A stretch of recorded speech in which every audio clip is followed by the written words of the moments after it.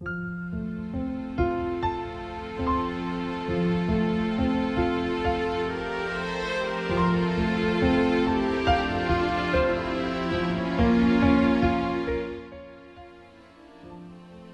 ี้เราทั้งหลายได้พร้อมใจกันทำวัดเพื่อระลึกถึงคุณพระพุทธพระธรรมพระสงฆ์และได้สวดพุทธมนต์นอบน้อมพระองค์สมเด็จพระสัมมาสัมพุทธเจ้าและปฏิญาณตนว่าเราทั้งหลายจะถึงพระพุทธพระธรรมพระสงฆ์ว่าเป็นสรณะที่พึ่งที่นับถือตลอดชีวิตแล้วก็สรรเสริญคุณพระพุทธพระธรรมพระสงฆ์ด้วยการสวดอิติปิโสภควาจบลงไปแล้วโดยที่เราทั้งหลายนานๆได้พบกันทีหนึ่งก็มีความรู้สึกว่าดีใจถ้าจะตอบจะบอกง่ายๆคือว่าเราพบกันครั้งแรกก็ที่เมืองเวลโดยที่เราอัญเชิญพระพุทธรูปธรรมจักรี50 ปีพระเจ้าอยู่หัวไปประดิษฐานไว้ที่ศูนย์สมถะเซ็นเตอร์ที่โน่นที่ท่านทั้งหลายไปแดดทำกันอยู่ครั้งที่สองที่พบกันอีกครั้งหนึ่งก็ในการที่ได้อัญเชิญพระพุทธรูปหยกเขียวพร้อมด้วยพระบรมสารีริกธาตุมามอบไว้ให้ที่วัดนี้ครั้งที่สามคือวันนี้ที่มาวันนี้โดยพร้อมด้วยคณะมีท่านเจ้าคุณอัตกิจโกศลหรือท่านอาจารย์อนิรมานด้วยพร้อมท่านดร.กำมายเราได้มีวัดใหม่วัดเก่าเราด้านเล็กคับแคบไม่สามารถที่จะจุคนได้มากถึงขนาดนี้แล้วเราก็มีความคิดว่ามีวัดแล้วก็ต้องมีอุโบสถอุโบสถเป็นที่เกิดพระเนนบวชพระบวชเนนต้องใช้อุโบสถเขาก็ว่าเป็นเหมือนกับเป็นพ่อเป็นแม่ที่ทำให้เราเกิดขึ้นจากอุโบสถแล้วได้กำหนดสถานที่ไว้เรียบร้อยแล้วว่ากว้างยาวขนาดไหนต่อไปเผื่อว่าญาติโยมที่เป็นชาวอังกฤษโดยเฉพาะศิษยานุศิษย์ของศูนย์ปฏิบัติกรรมฐานประสงค์อยากจะบวชท่านอาจารย์ท่านก็จะเป็นอุปชฌาย์บวชให้ถ้ายังเป็นอุปชฌาย์ไม่ได้หลวงพ่อในนามคณะสงฆ์ก็จะมาเป็นอุปชฌาย์บวชให้ก็ไม่จำเป็นจะต้องพากันเป็นบวชที่กรุงเมืองไทยอันนี้ก็เป็นวัตถุประสงค์ที่มาเป็นครั้งที่3มาวันนี้ก็อยากจะกล่าวธรรมะเป็นธรรมกถาแสดงถึงความระลึกถึงซึ่งกันและกันหนังสือที่นำมาแจกให้เรื่องอดทนและเที่ยงธรรมนั้นก็คิดว่าจะไม่เทศซ้ำจะไม่พูดซ้ำจะพูดเรื่องใหม่ที่จะพูดกับญาติโยมวันนี้ก็คือว่าการดำเนินชีวิตแบบชาวพุทธซึ่ง การดำเนินชีวิตแบบชาวพุทธนั้นหลวงพ่อยกเรื่องชีวิตคือวิชาทางโลกออกไปจะไม่พูดถึงเรื่องทางโลกจะพูดถึงเรื่องทางธรรมอย่างเดียว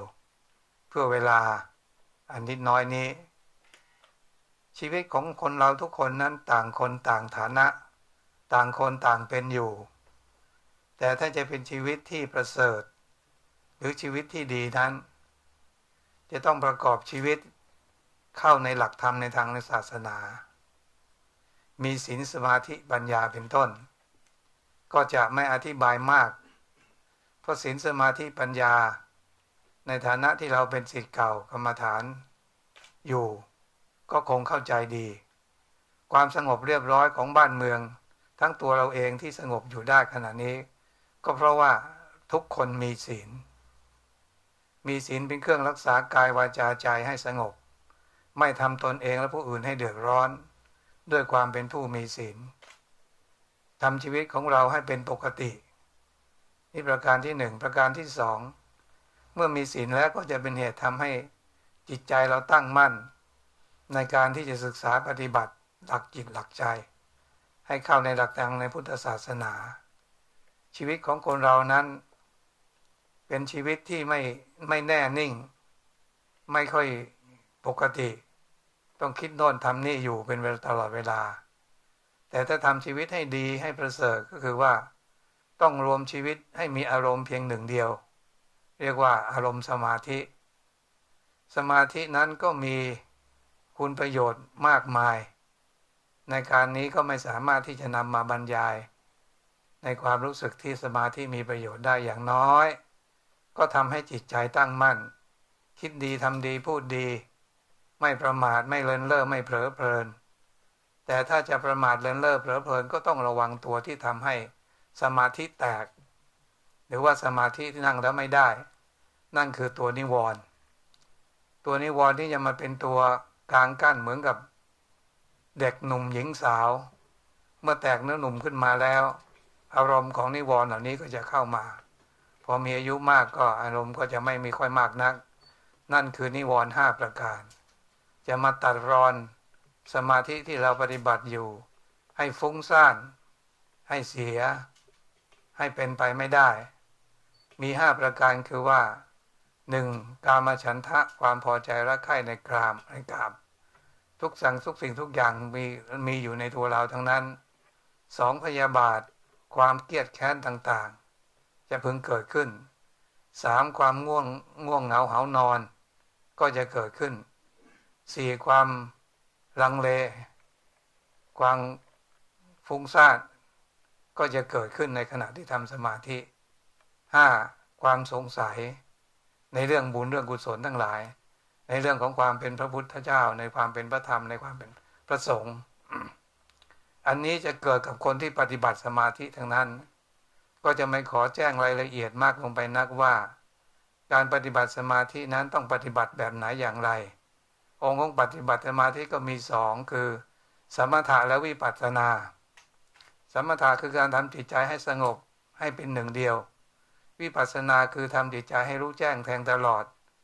ในสรรพร่างกายของเราให้เป็นไปเพื่อพ้นจากความทุกข์ประสบแต่ความสุขการจะปฏิบัติสมาธิภาวนาหรือกรรมฐาน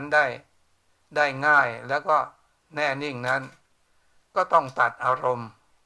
คือตัด2อารมณ์ส่วนที่เป็นอดีตออกไปอารมณ์ส่วนที่เป็นอดีตของท่านทั้งหลายของเราทุกคนที่นั่งอยู่ณที่นี้เนี่ย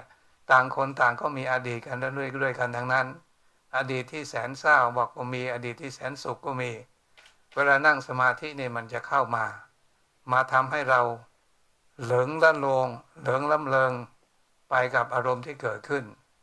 คือผิดจากความเป็นสมาธิไปทันทีประการที่1ประการที่2คือเมื่อนั่งสมาธิแล้วเนี่ยเราอย่าไปตั้งใจว่า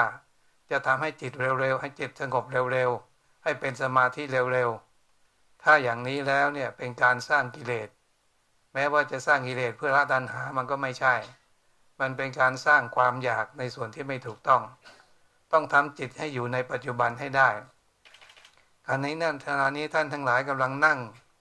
ฟังการบรรยายธรรมะในหลักของการสร้างชีวิตในทางธรรมในทางธรรมถ้าเราไปมีความอยากเกิดขึ้นในการปฏิบัติสมาธิก็จะหลุดเทียบง่ายๆเหมือนกับว่าปกติเราต้องทานข้าวกัน3 มื้อเวลามันหิวเนี่ยมันก็จะหิวในมื้อที่มันเคยทานฉันใดการปฏิบัติสมาธิเราต้องสร้างความรู้สึกให้เหมือนกับว่าหิวข้าวแล้วก็ทานข้าวตามปกติไม่ไปอยากยังไม่ต้องไปทานมากจนเกินไปหรือไม่ทานน้อยจนเกินไปอันนี้เป็นหลักของปฏิบัติสมาธิภาวนาเมื่อได้ปฏิบัติสมาธิภาวนาแล้วก็ทำให้เกิดปัญญานะปัญญาในที่นี้ในทางโลกไม่ต้องพูดถึงกันเพราะบอกแต่เบื้องต้นแล้วว่าเป็นเรื่องที่ทุกคนมีความรู้มีความเข้าใจกันทั้งนั้นได้เป็นผู้มีวิชาความรู้เป็นด็อกเตอร์เป็นศาสตราจารย์กันมาแล้วแต่ว่าความรู้ในทางธรรมนั้นเรามีพระพุทธเจ้าอยู่องค์เดียวที่เป็นศาสดาที่เป็นผู้สอนที่มีโรงเรียนแห่งเดียวเท่านั้นที่พระพุทธเจ้าได้สอนไว้ คือโรงเรียนทางศาสนาเมื่อมีปัญญารู้แจ้งเห็นจริงแล้วเราก็สามารถที่จะยกจิตของเราขึ้นสู่ระดับของความเป็นไตรลักษณ์คือเมื่อจิตของเรามีปัญญารอบรู้ดีแล้วก็จะเป็นเหตุทำให้เกิดความรู้สึกว่าสิ่งทั้งหลายจะเป็นวัตถุมีชีวิตหรือไม่มีชีวิตก็ตามต่างตกอยู่ในอำนาจของไตรลักษณ์ทั้งสิ้นคืออนิจจังทุกขังอนัตตาเราทั้งหลายที่เกิดมานั้นผ่านอนิจจังมาด้วยกันทุกคนแต่คนที่รู้ที่เข้าใจและฉลาดกว่าคนที่ไม่รู้ถ้ารู้ว่าทุกสิ่งทุกอย่างเป็นอนิจจังมันก็จะไม่ติดไม่ยึดในความเป็นอนิจจังของเราของเขาเช่นทุกคนเกิดมาแล้วต้องเป็นหนุ่มเป็นสาวเป็นเฒ่าเป็นแก่ผลเคยดำก็งอกฟันเคยแข็งแรงก็โยกคลอนถ้าเราไม่รู้จักอนิจจังเราก็บอกว่าทำไมจึงเป็นอย่างนี้ทำไมไม่ต้องงอกไม่ได้หรือฟันไม่ต้องหักไม่ได้หรือนี่คือการไม่รู้อนิจจังเมื่อไม่รู้อนิจจังก็รู้ความต่อไปว่ามันไม่เที่ยงมันเป็นทุกข์มันทนอยู่ไม่ได้ทุกสิ่งทุกอย่างต้องเป็นไปตามธรรมชาติของความเป็นมนุษย์นี่เกิดขึ้นมาใช้กรรมเกิดขึ้นมาเพื่อที่จะทำกรรมสร้างคุณงามความดีให้เกิดขึ้นก็เกิดเป็นของไม่เที่ยงเป็นทุกข์ความทุกข์นั้นมีทั้งทุกข์กายทุกข์ใจแต่ทุกข์กายนั้นสามารถรักษาหายได้ไวไปหาหมอก็หายได้แต่ทุกข์ใจหายากต้องไปหาหมอคือพระพุทธเจ้า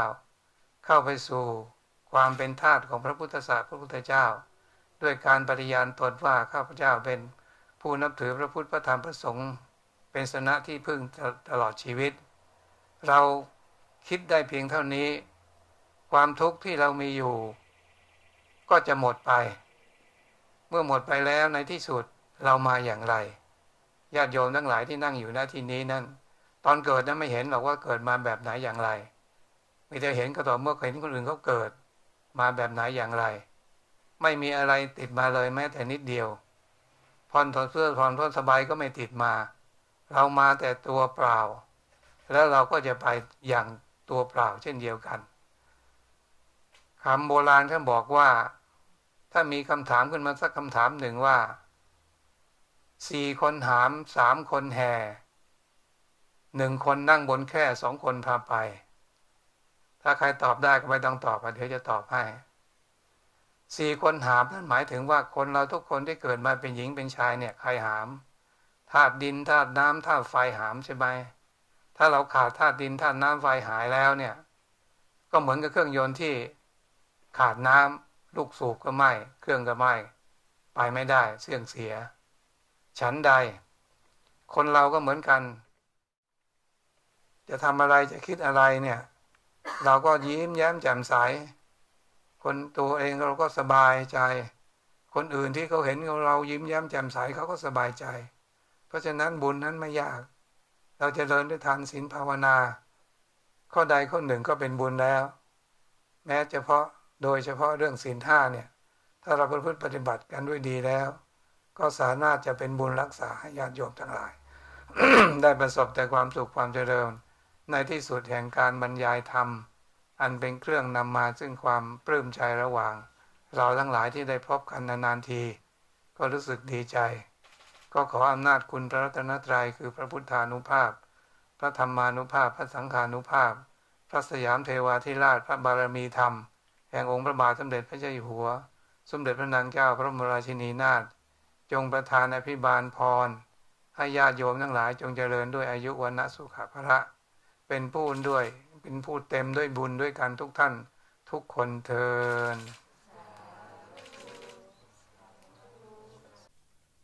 We are here this evening getting together with good intentions and then we have started our evening by recollecting the triple gem which is the Buddha, the Dhamma and Sangha. At the same time, we took refuge in the Buddha, the Dhamma, and the Sangha. This is my actually third visit. My first visit was, I think it was in Wales with the group of Samatha when we brought over the huge Dhammacakka or the Dhammacakki Buddha, the huge Buddha image in the posture of giving a first sermon.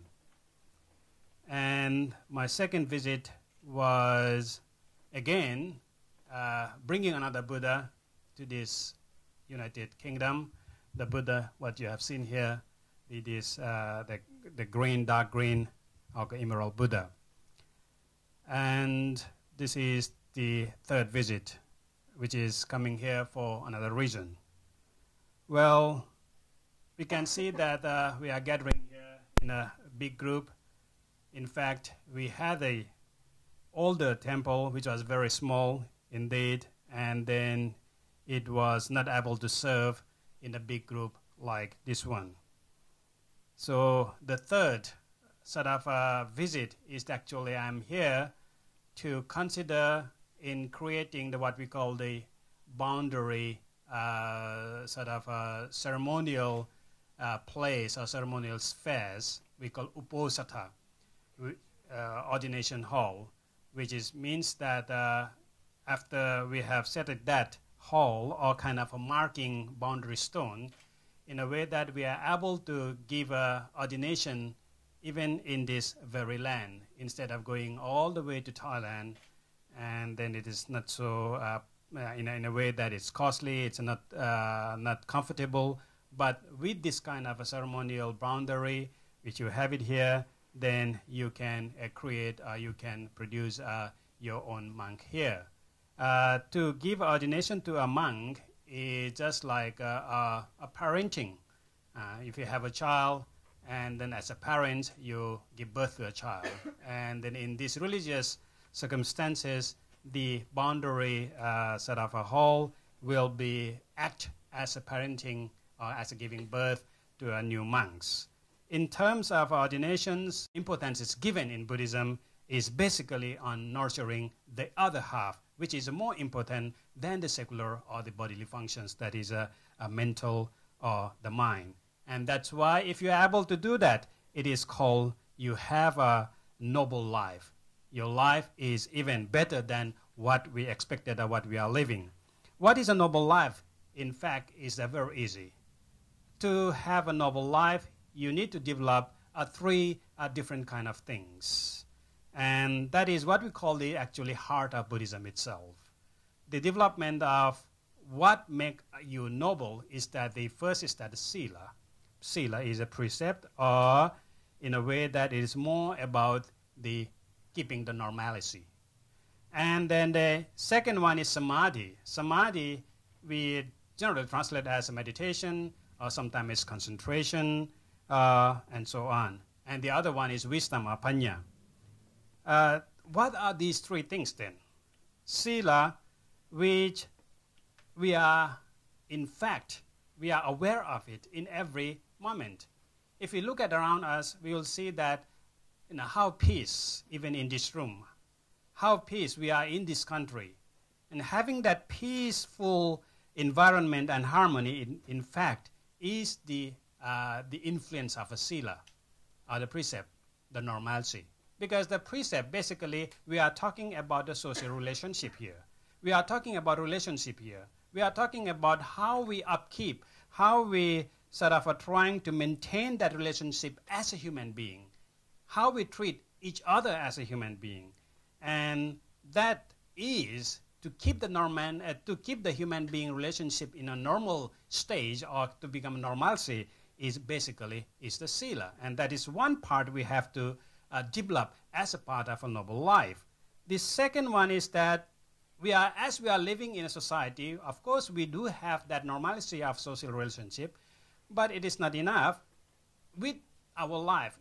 Then we need to develop what we call our own mind. And that is what we call concentration or meditations. Why we need that? Everyone knows that our life is so complicated. Since we wake up in the morning until we go into the bed, even in the night, while our body is still taking rest, our mind is still busy, but we're still busy. So in a sense that our life is so complicated, our life is always engaging. And then once you're engaging all the time, your life is always never take a rest. Your mind is never take a rest. So the whole idea of concentration, sort of a meditation, is that bring that to a pause. Just as you need a rest for your body, for your busy body, so what about your busy mind? So bring that to a pause and take a rest. So once you're able to train it, once you're able to trace that to take rest, then it will help you. Once your mind is calm, once your mind is still, once your mind is stable, then what happens is that you can see things clearly. Once your mind is very concentrated, once your mind is just like water, it is just a still water. Once the water is still, then you can see through it. Then the whole idea of the, what we call this, the panya or the wisdom arise here. And in order to do that, of course, when you're talking about meditations, for one who is able to still your mind,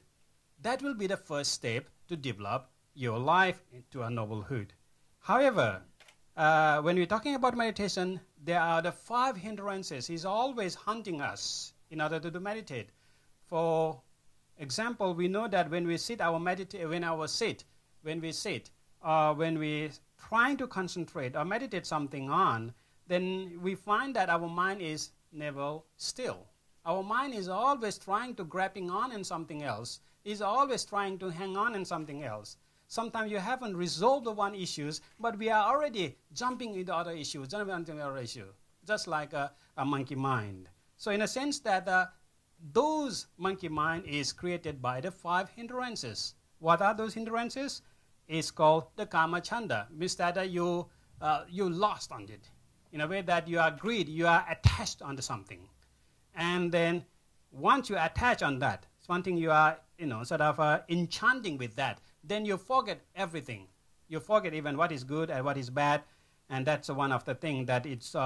really make us ignored or ignorance. And then the second one is that aversions. Then sometimes you are clinging on to some of the words, some of the friends' ideas, and so and so. And then you cling on to that, and you started to have this aversions. Your mind is not settled down. You always want to revenge. You always want to do something about that. And that is another sort of emotions and idea which do not keep, which is make our mind never able to still, keep it still. Other one is very simple, is that when we try to sit, when we try to do something, some good things, what happened? Our sleepiness started to kick off. Then we started to, then all this drowsiness, sleepiness started to kick off. Again, that will prevent us on doing the good thing of the kind of working of the awareness. The fourth is that not only sleepiness, sometimes our mind goes off. Our body is here, your mind is already in Oxford city center maybe, or somewhere, whatever you want to, what I'm going to eat for my dinner or so on. So your mind is always, going away from where you should be. And the 5th hindrance will be that it will be something that you are always in doubt. What I'm doing it right or wrong? You are always not able to put your mind to a sort of firm ground. You are always in doubt. Once you're always in doubt, that doubt creates some more complexities in that sense. So those are the hindrances which will really block us from practicing to our noble life. Talking about meditation, of course, everyone knows that in Buddhism there are 2 types of meditation. That is called samatha and vipassana. And those samatha and vipassana is that a different way of doing it. Just one is that based on concentration, one is you develop one more step by thinking more thoroughly, by investigating more of your mental phenomenon and everything else. But what is the benefit? What is the something which we should do in terms of practice of meditations? Not only 5 hindrances, but when we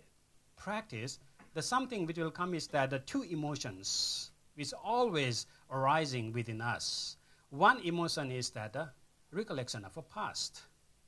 You can see that You might be very sad, you might be very happy, you might be thinking of whatever you have done in the past. Sometimes you feel that, that's good. Sometimes that I shouldn't have done that, and so and so. So you'll be always clinging on to your past, which can't be nothing, which you can't do anything because it's already past. But you still cling on to that. Once you cling on to that, you will be distracted from development of awareness. Or sometimes it is not only that. Sometimes you live in future instead of, the other one is living in the past. Otherwise, you will live in the future. What I'm going to do now? What I'm going to eat now? Today, this morning, this evening, or what I'm going to go from here on. So you'll be always fantasizing yourself for the whatever the future is,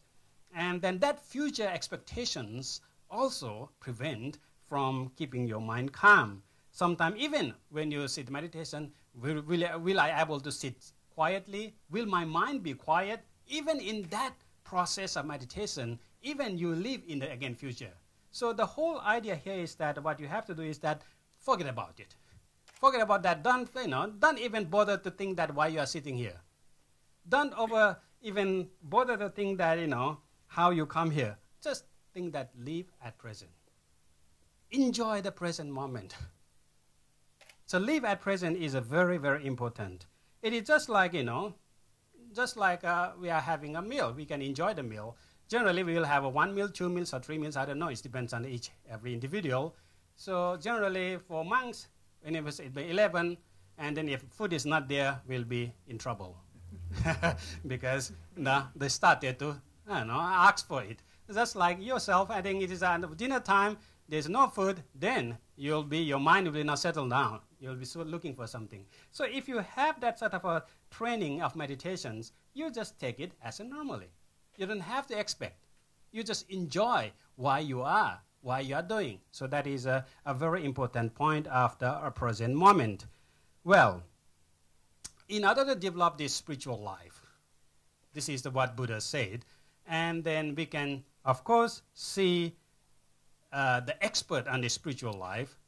Either in the secular life, you have in this city after the university, you have too many doctors, so I'm not going near there at all. But in terms of spiritual life, the base guru is the Buddha, or called Sasada, which means that the great master, great teacher. And what he said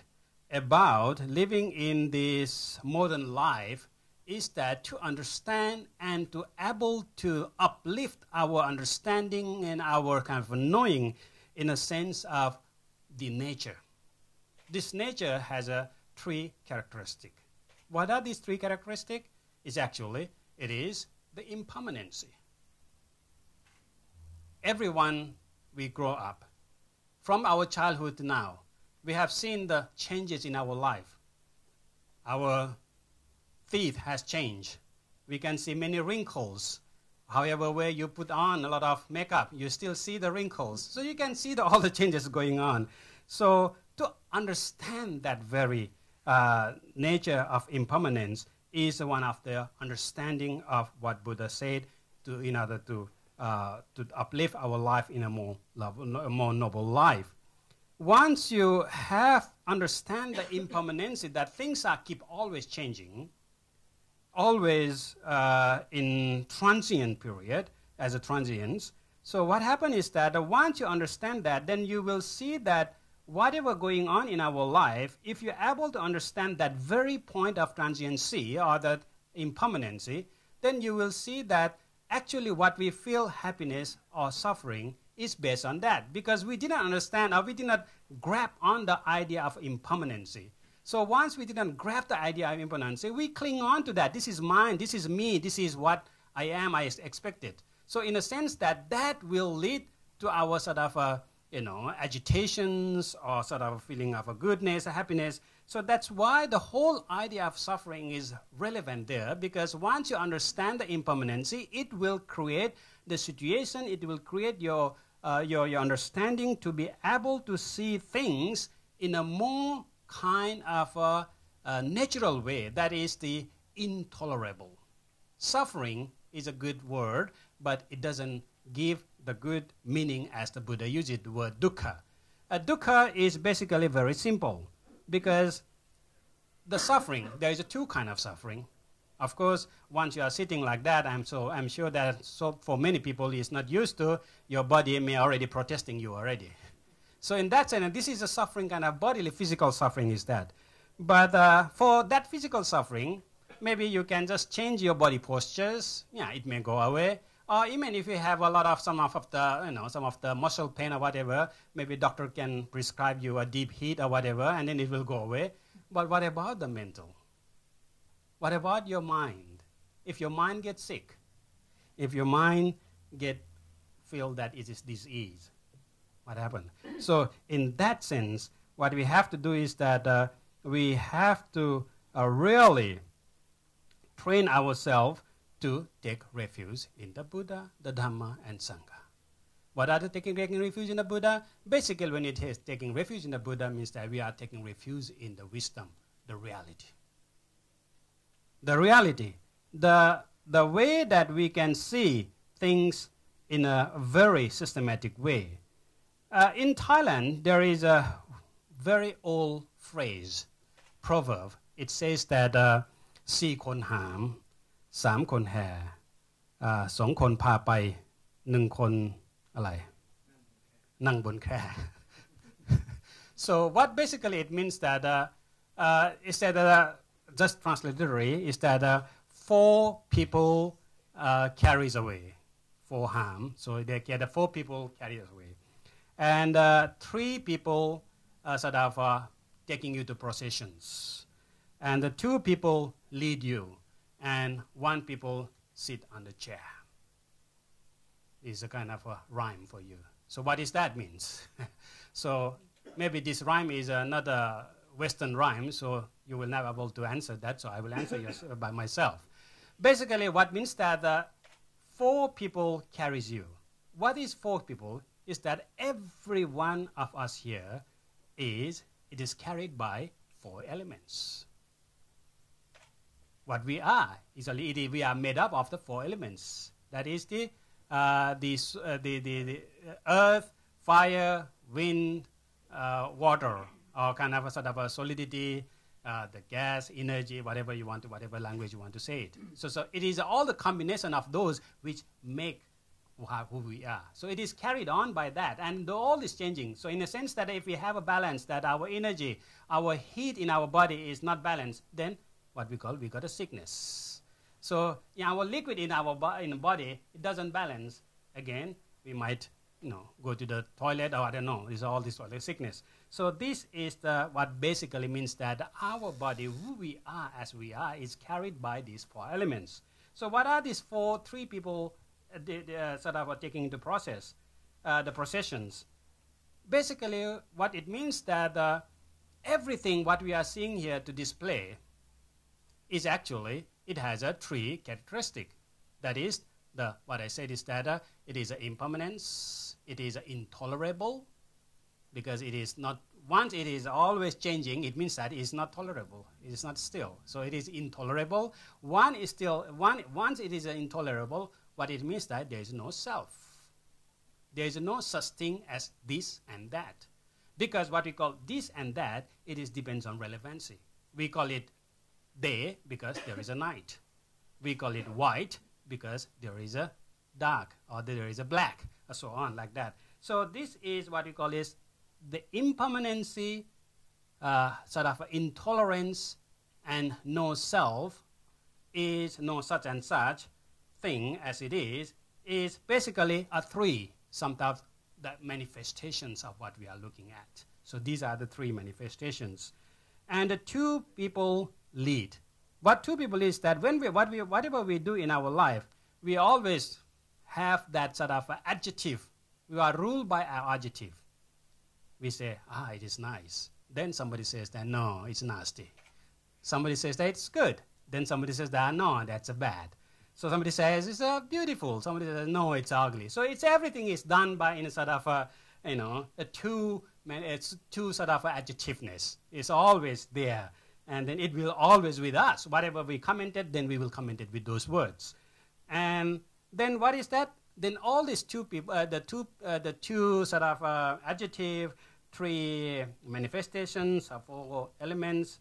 is actually, everything is about the one man who's sitting on the chair. What is that? Basically, that means that our every individual's mind, our mind, who we are. See, all these other manifestations are the sort of what we see the things as it is. And what we do then that's a Buddha's advice, that in order to get away, in order to sort of lead that, cope with that sort of a life of such things, what we have to do is that we have to do good and avoid evil. Sometimes in Buddhist notion we call making merit. Making merit. And that is the only thing we can take after we die. When we were born with nothing. And when we die, we go with nothing as well. So during this in between birth and death, it's all the complications we are facing. When we born, we were naked. We didn't have anything. We didn't have any single shirts.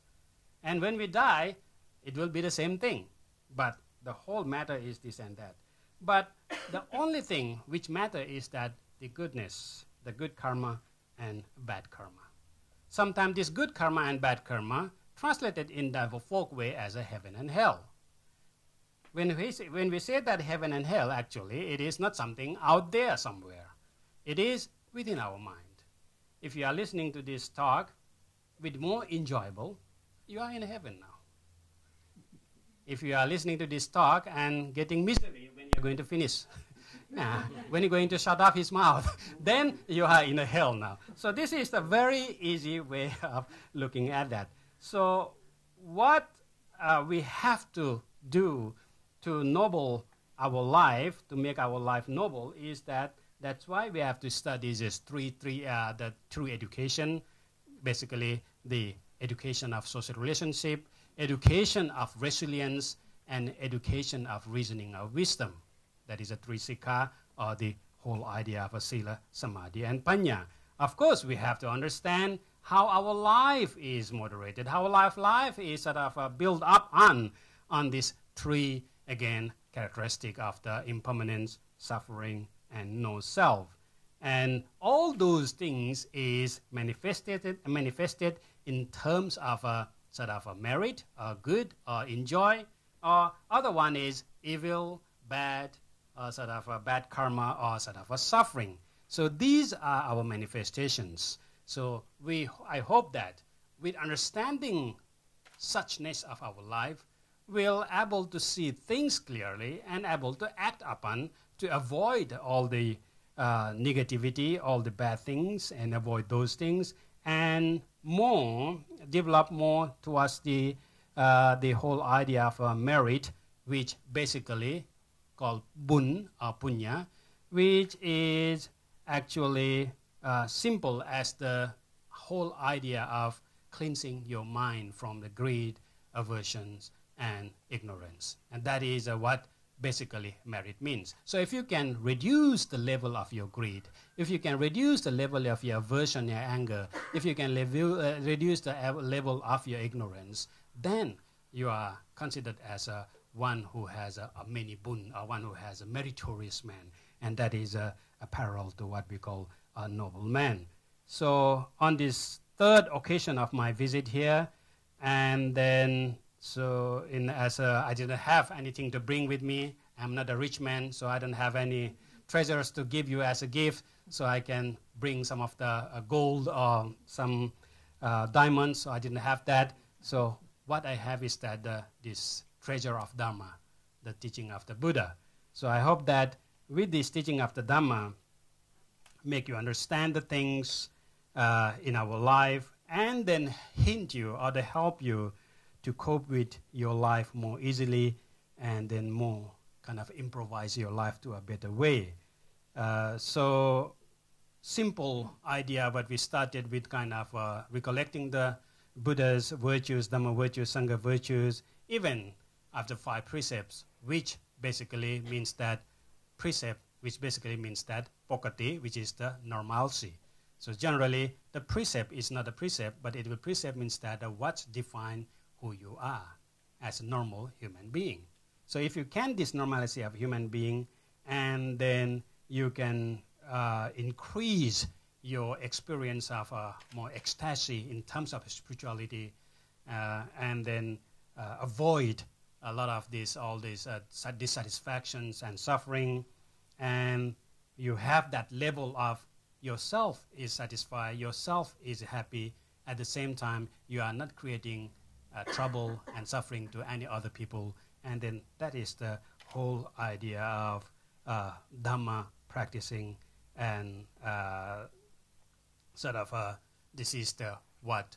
make our life noble. This is the Buddhist way of life. So in the end, may I invoke upon the power of the triple gem, the Buddha and Dharma and the Sangha, and also all the good deeds which accumulated by His Majesty King and Queen of Thailand, and every one of us here may be the factor for every one of us to achieve such a peace, happiness, and success in everyone's life. Luangpor talks about Buddhist way of life involving three kinds of training, or three aspects of training. If you look at this from the practice, from the aspect of mindfulness practitioner, meditation practitioner, you can see three aspects of meditation. In other words, meditation is to be as inclusive as all those three aspects. And the first aspect is about being mindful of our action. And Luangpor mentioned about the 5 precepts as minimum. That's to make a human being a normal human being. And that's not possible if the mind is scattered all over the places, jumping here and there, and if the mind has no home. So the mind has got to get to have a home. The mind has to learn how to settle in, how to be in one place. And usually we call this second aspect as concentration or mindfulness. And the third aspect is, of course, doing things that make social relationship harmonious, and then training our emotion to settle, to be still, to calm down, to be at peace. But this can only be internalized only when there is understanding of how an action can cause suffering within ourselves and to others, how a certain emotion can cause uneasiness within our heart, and how a certain emotion, how the same emotion can cause other feel uneasy. So that kind of understanding, that kind of wisdom is the last aspect of the three the last of the three aspects. And this is what the gist of what Luangpor had just said this evening, and I'm translating this into a pragmatic meditation reflection. A few weeks ago, I mentioned that meditation practice or mindfulness practice has to be inclusive on 2 points. The first point is that inclusive in terms of qualities. So this evening, Luangpor talks about concentration, Luangpor talks about wisdom, Luangpor talks about effort, and those are the qualities which help mindfulness to grow, and actually mindfulness also help bring them up.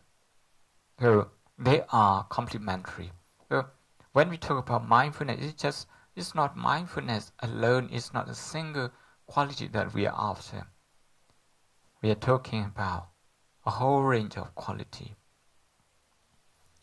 So being inclusive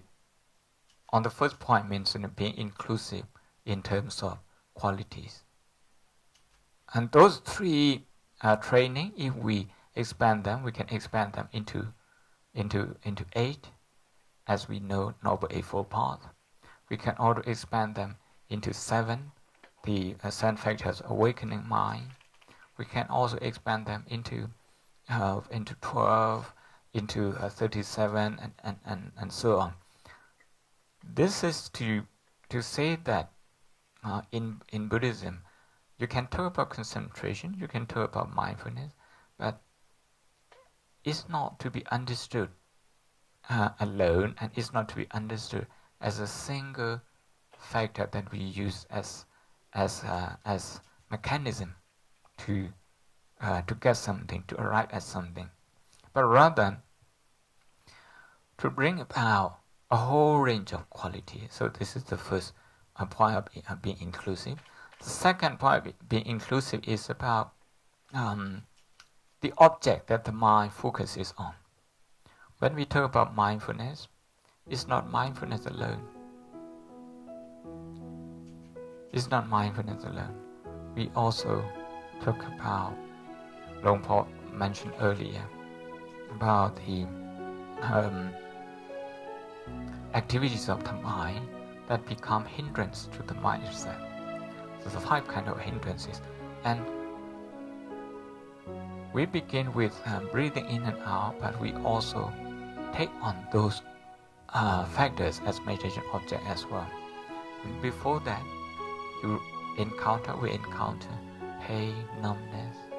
etc. And our meditation object, has to be as inclusive as including that, incorporating pain and all sorts of sensation, incorporating thoughts. Meditating on thought is as good as meditating on breathing, meditating on emotion, meditating on the 3 people in the procession that Luangpor mentioned poetically. That is the 3 characteristics of human life. So being inclusive, in the second point, is about being inclusive in terms of the object the mind is focusing on. With this, I would like to invite you to join all of us into meditation. And this evening is a great honor that we have Luangpor here with us, meditating with us, leading us in meditation. We are going to be meditating.